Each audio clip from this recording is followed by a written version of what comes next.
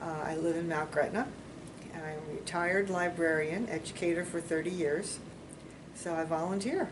I see a need or I see a problem that needs fixed, and I almost can't help myself. I love to organize information, and that's part of my attraction to being part of two historical societies, and summer programs as well, just organizing speakers coming in to the Chautauqua. President for a while of Gretna Music, and we went through some difficult time. The theater has celebrating soon 100 years since 1927. So Charlton Heston, was one of the actors. I remember someone telling me that they would see this man walking around Mount Gretna talking to himself, but it was Charlton Heston who was rehearsing his lines. Well, I believe Bernadette Peters was there. I know Sally Struthers. And the Chautauqua was a movement that was in the mid-19th century, all about bringing education to those who couldn't necessarily attend a college.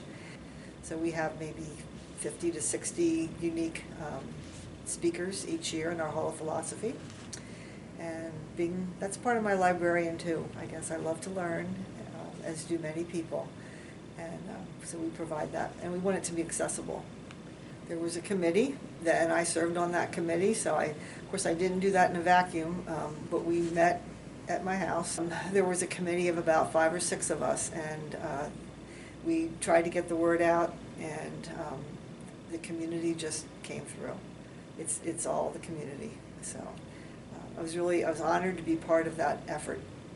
Well, I think that could apply to any organization that you become part of and you don't necessarily know what you're doing. So for example, when I followed Fred Buch, who was the founder of the Mount Gretna Historical Society, did I know that much about Mount Gretna history? No. Did I know anything about maybe running a board? A little bit. But again, you learn from others. With the assistance of many others, I learned how to build the airplane while it was flying. And I'm still building it. I don't think you ever quite get done building it.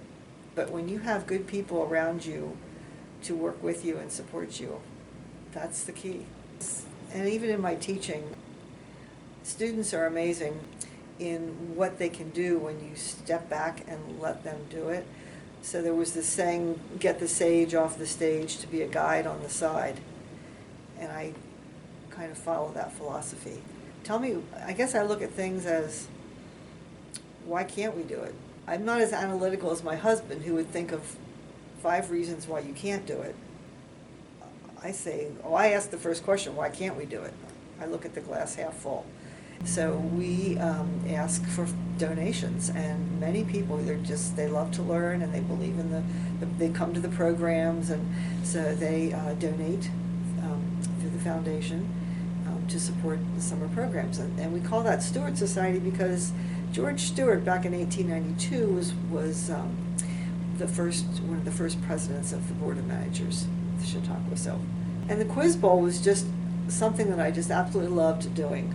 In the high school library, I saw students of all different learning abilities and capabilities. These are the students whose academic achievements I think deserve to be promoted and touted. So we would rehearse in the library every Monday. We would just have books of questions that we would ask, and I would bring in almanacs and encyclopedias, and we would just go at it for an hour and a half to 2 hours. They loved it, and we competed against the schools in Lancaster and Lebanon, and we won against Manheim Township one year on Brain Busters. And then the intern at the Visitor Center helps to run the summer programs, but also keeps the Visitor Center open. And we have people that just come into Mount Gretna all the time, and they say, what is this place? Where am I?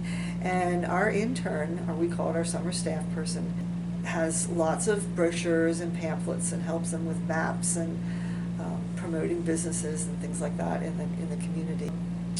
I think they grow in confidence. I think that goes back to my parents, who were both volunteers in their community and just humble servants. So when everything's quiet, I'm not getting any text messages or phone calls. So in the dark of my easy chair in the living room, that's my happy place.